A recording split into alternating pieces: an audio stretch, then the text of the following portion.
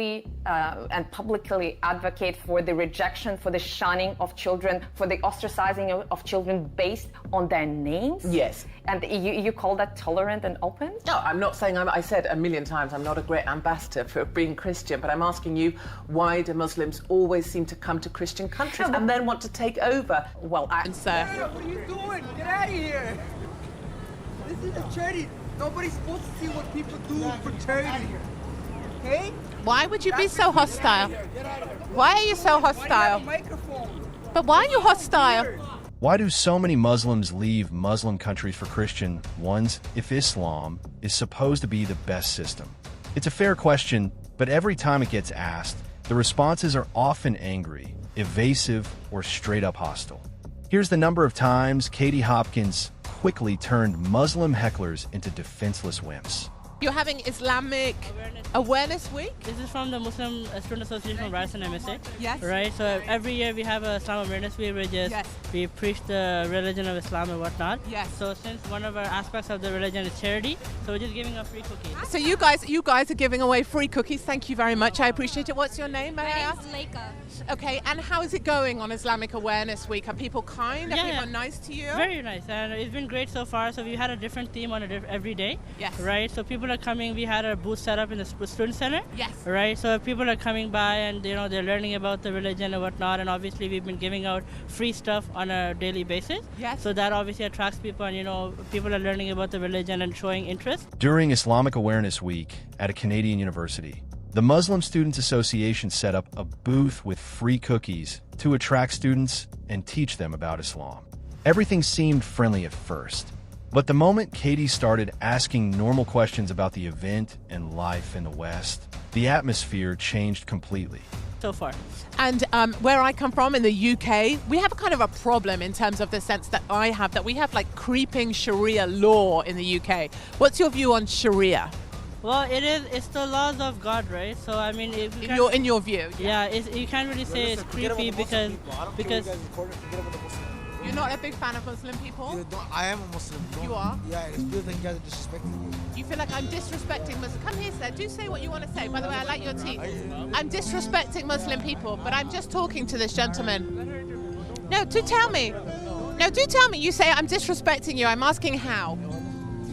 You're gonna walk away? Is that how you? Is that helpful? Walking away? What?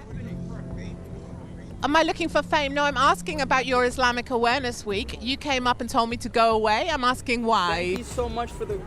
For what? I'm asking this guy. Don't please. What are you frightened of? What? Because? Why? No, but you came up to talk to me. I'm talking about your religion. I'm finding out about it, yeah. What are you doing? I'm finding out about Islamic Awareness Week, and the gentleman said I should go away to have a cookie because you asked me to take one. I know, and I've got one of your cookies for which I'm grateful, of course. Thank you for your interview. Don't be hostile. You're not a part of our... Walk on. You got a cookie. Get out of here. There's no need to be Sorry? hostile. I got a cookie, so get out of here? Why should I get out of here, sir? Because look, you got a microphone on me. Yeah, it's a microphone, sir. As soon as the visitor mentioned concerns about creeping Sharia in the UK, several students got defensive and aggressive. Instead of answering politely, they told him to leave, raised their voices, and accused him of disrespecting Muslims. Katie was literally just thanking them for the cookie 1 second and being shouted at the next. This wasn't some aggressive confrontation. It was basic questions during an awareness week. The hostile reaction reveals how little tolerance there is for open conversation, even on a university campus that is supposed to value free speech. Here. This is a charity. Nobody's supposed to see what people do for charity. Okay? Why would you be so hostile? Why are you so hostile? But why are you hostile? What are you afraid of? Why? I was afraid. I don't know. It's a question I have. How do you think relations are in Toronto with the Muslim community? Well, it's so far it's stable, you know.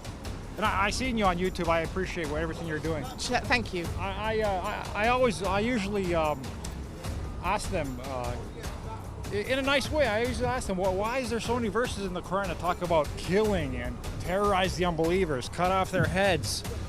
You know, it's Muhammad married a 6-year-old girl. He was engaged to a 6-year-old girl and then had sex when she was 9.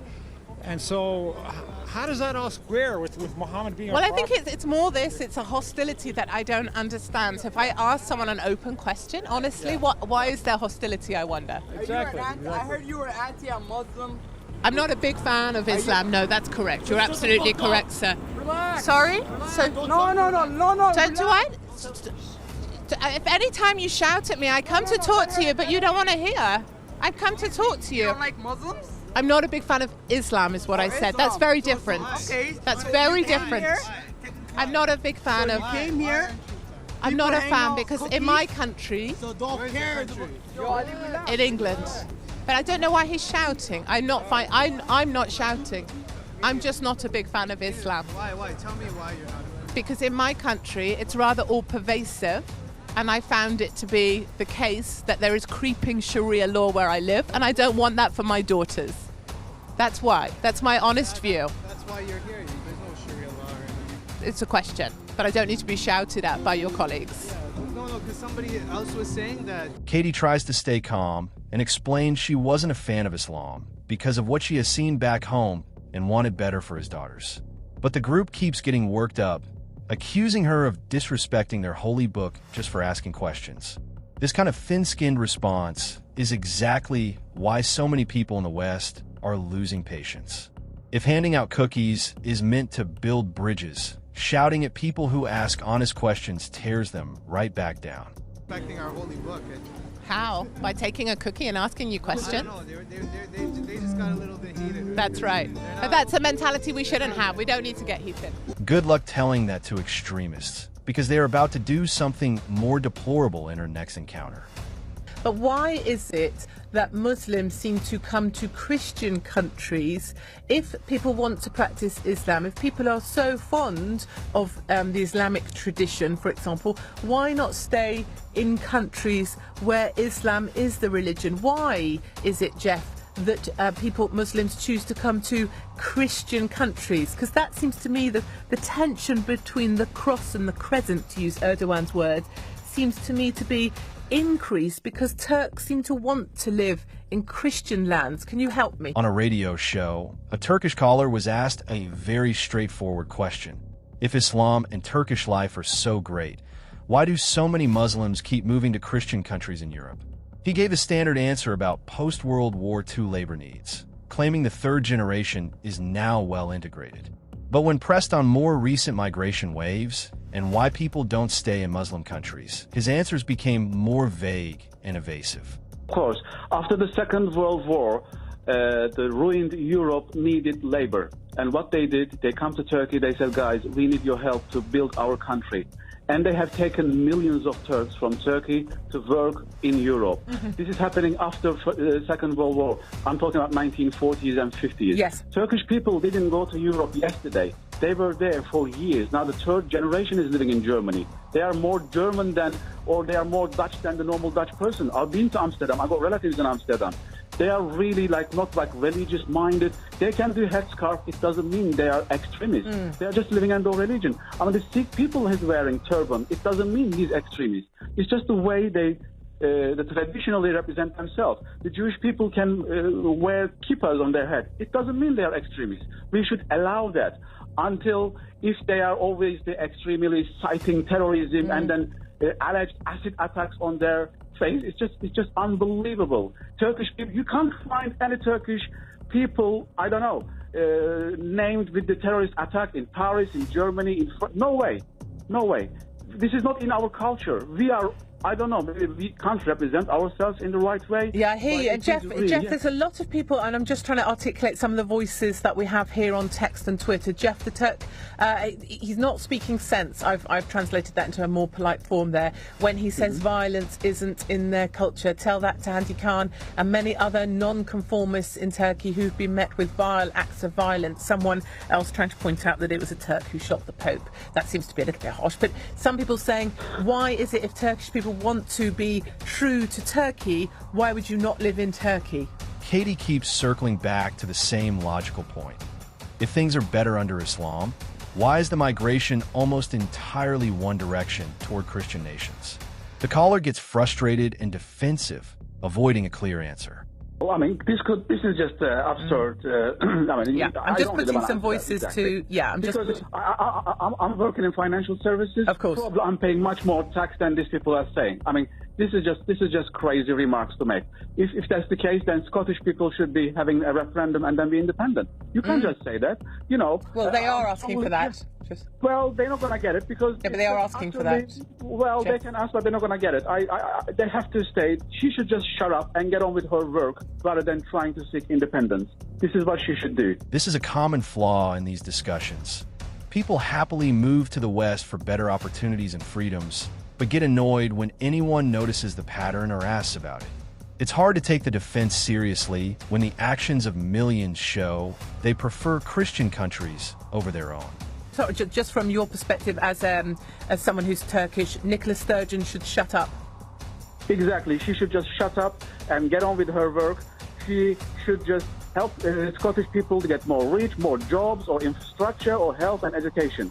It is not her job to determine every 2 years to have referendum if you don't like the result. And I suppose the only thing I don't have an answer to, Jeff, is that delicate question I was trying to ask, which is why is it people from that choose Islam? If Islam is so great, why come to live in Christian countries? And I accepted your point about work after the war, but I mean now. Why the urge for migrants? Erdogan saying, well, look, I'll send you 15,000 a week, like migrants are a threat now, which is a bit odd. Why do migrants seek to come to Christian countries, Jeff? Well, for example, I'm a Muslim person. I came to this country 17 years ago. Yeah, I'm talking about recent arrivals, Jeff. Recent arrivals, not you. Well, I mean, probably going for work. But I've got 30 seconds, Jeff. Why do Muslims now, recently, in the last year, 2 years, 3 years, if Islam is so great, why come to Christian countries? Just to make it clear. No, I've got 30 seconds, Jeff. Or the other. I don't discriminate, Jeff. I don't discriminate. Well, because of the problems in the Middle East. But if there's problems in the Middle East, is it not because of religion, Jeff? I'm so annoyed. The pattern of deflection is typical. Blame the West, talk about old labor agreements, or change the subject. Very rarely do we hear a straightforward explanation for why Muslim-majority countries keep producing large numbers of people who want to leave for Christian ones. Yet this wasn't all the shenanigans Katie had to face from Muslim and immigrants especially. Watch what happened when Katie Hopkins asked a journalist married to a Muslim man the same direct question. Let me ask you a question. So you have a Muslim husband, right? Yeah. Let me ask you a question via you for him. No problem. If Islam is so fantastic, why do Muslims always flee to Christian countries? Now watch the journalist immediately blame Western wars and destruction, claiming that why people flee to Christian lands. She struggles, backpedals, and keeps returning to wars instead of addressing the core point. Why? Because Christian countries, or Western countries to be more precise, tend to send troops to their countries, destroy their homes, and then push them out of their neighborhoods. That's why. Because but why come to Christian countries? Why not go to Saudi or another Muslim country? Well, because Saudi Arabia actively prevents their Muslim neighbors from going there, and the UK government or the US. But why does Saudi prevent migrants going there? Look, I'm not an ambassador for the Saudi government. No, but I'm asking because why it is a repressive government. Isn't it because Christian lands are free and tolerant and open? And isn't that the very thing that Muslims try and change when they arrive in our country? That's my question. Here's why Christian countries are chosen. It's precisely because they're freer and more tolerant. Yet some newcomers then try to change those same societies once they arrive. This flustered response is very telling. Even someone with a personal connection to a Muslim family couldn't give a clean, honest answer. It shows how difficult it is to defend a pattern without awkward contradictions. When you say that I don't have an answer from you. Tolerant, when you actually open, tolerant, welcoming, enabling people to practice religion, but then they try and take over. And yet you actively and publicly advocate for the rejection, for the shunning of children, for the ostracizing of children based on their names? Yes. And you call that tolerant and open? No, I'm not saying, I said a million times, I'm not a great ambassador for being Christian, but I'm asking you, why do Muslims always seem to come to Christian countries and then want to take over? Well, Europe opened doors after World War II for workers and later for refugees. And the result? Rapidly changing neighborhoods, growing demands for special accommodations, and rising tensions in places like the UK, France, Germany, and parts of Canada. I thought I actually tried to answer because many Western countries wage wars on Muslim But why go countries. there then? Why not go to Saudi? Why not go to another country where because when you the have Muslim a kid, faith is practiced? Kate, Tell me. when you have a kid on your hands, you try to find any refuge. Literally, you would go across the Mediterranean even if you don't know how to swim. You would do anything possible for your 2-year-old. When ordinary people ask about this one-way migration and the problems that sometimes come with it, grooming gangs, no-go areas, honor violence, or pressure for Sharia-influenced rules, the response is too often exactly what we see here. Hostility, accusations of disrespect, subject changing, or weak excuses about wars. Rarely do we hear clear acknowledgement that something in the culture or doctrine makes large-scale integration difficult. The more the journalist tries to justify why people flee to the very societies they sometimes seek to transform, the more she ties herself in knots. This inability or unwillingness to engage honestly is a big part of why trust is breaking down in the West. And children on the boats across the Med. We do see, but even though I would agree that primarily it is 620 something on the Aquarius, 11 children. We don't see many women and children, I promise you. Well, they're left behind. I reported extensively from the ground, both in Libya and in Syria. So believe me, I think you could afford me some credibility, and there are women and children in desperate conditions, but it is more difficult for them to move around. The West welcomed people in good faith. That welcome should never require surrendering the values that made these countries worth moving to. Honest conversation isn't Islamophobia, it's necessary. Until Muslim communities and their defenders can answer these questions openly instead of getting defensive, skepticism will only grow stronger. Why do you think so many people leave Muslim countries for Christian ones? And what should Western countries do about integration? Drop your honest thoughts in the comments. We read every single one of them.